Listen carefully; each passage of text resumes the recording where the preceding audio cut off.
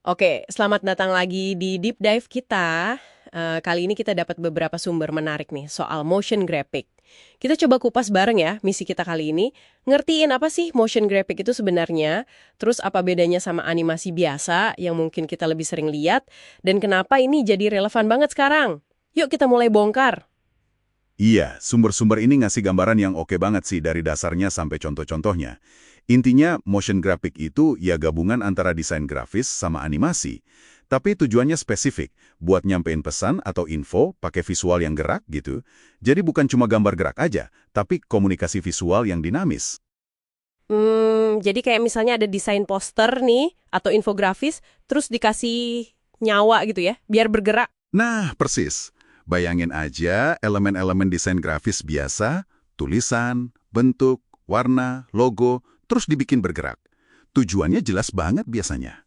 Buat ngejelasin sesuatu, ngasih info, visualisasi data, atau nguatin brand. Seringnya sih dalam waktu singkat. Nah, ini nih yang sering ditanyain juga dari materi yang Anda kasih. Bedanya apa dong sama animasi biasa?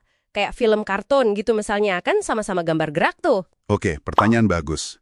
Emang mirip tapi nggak sama. Sumber-sumber kita ini nunjukin beda utamanya ada di fokus sama tujuannya. Kalau motion graphic, fokusnya itu lebih ke nyampein informasi. Pakai gerakan buat bikin konsep abstrak atau data jadi lebih gampang dicerna. Jarang banget ada cerita karakter yang dalam atau plot yang rumit, kayak video explainer produk gitu atau data di berita TV. Oh, oke. Sementara kalau animasi yang biasa kita kenal, yang tradisional atau karakter, itu lebih ke. Nah, kalau itu lebih ke cerita, storytelling. Tujuannya ya buat bangun dunia, kembangin karakter, bikin kita ngerasain emosi tertentu lewat narasi. Film-film Disney, Pixar, Ghibli, itu contoh jelasnya. Jadi gampangnya gini, kalau tujuannya ngejelasin, kemungkinan besar itu motion graphic. Kalau tujuannya bercerita, nah itu lebih ke animasi karakter. Ya, emang kadang batasnya tipis sih, tapi niat utamanya itu yang bedain. Sip. Ini ngebantu banget buat misahinnya. Terus, biar efektif gitu, apa aja sih elemen penting dalam motion graphic ini? Di sumbernya disebutin beberapa poin kunci ya.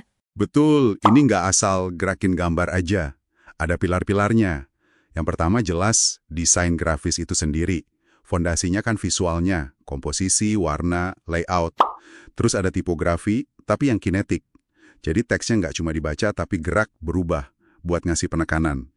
Penting juga prinsip animasi, kayak timing, easing, biar gerakannya enak dilihat, nggak kaku. Kadang ditambahin juga efek visual atau VFX. Ya, buat pemanis gitu, kayak partikel, cahaya, biar makin cakep.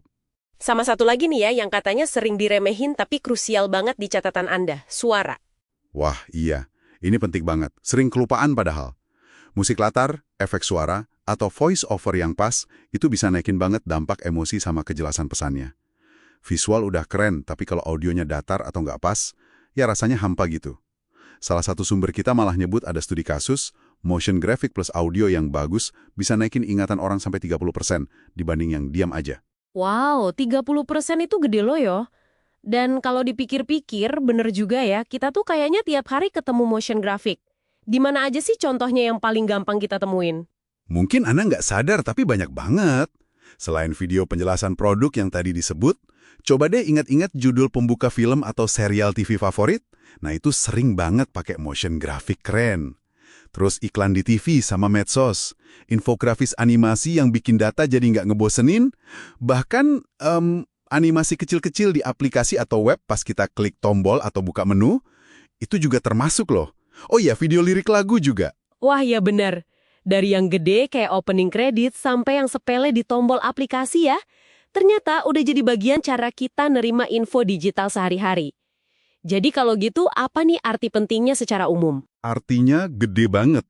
Di zaman sekarang yang informasinya banjir gini, terus perhatian kita gampang ke distraksi, motion graphic ini jadi senjata ampuh banget buat narik perhatian. Dan yang penting, buat nyampein pesan yang mungkin rumit jadi lebih cepat dan gampang dicerna. Kemampuannya nyederhanain info pakai visual yang menarik, itu kekuatannya. Udah bukan sekedar biar keren aja, tapi seringnya jadi kudu ada buat komunikasi digital yang efektif. Oke, jadi bisa kita simpulin ya, motion graphic itu intinya desain grafis yang dikasih gerakan, fokus utamanya buat komunikasi atau ngejelasin sesuatu. Beda sama animasi yang lebih fokus ke cerita. Terus dia dibangun dari elemen visual sama audio yang saling dukung, dan kita temuin di mana-mana tiap hari, bantu kita ngolah informasi lebih gampang. Persis. Nah, ini jadi ada satu pertanyaan menarik nih buat Anda renungin juga. Kalau motion graphic ini efektif banget buat bikin rumit jadi simple lewat visual gerak, kira-kira gimana ya ke depannya teknologi ini bakal terus berkembang? Mungkin nggak sih dia bakal ngubah cara kita belajar atau paham konsep-konsep sulit? Misalnya di bidang pendidikan, sains, atau bahkan kebijakan publik yang mungkin belum banyak pakai. Sesuatu buat dipikirin lebih lanjut kan?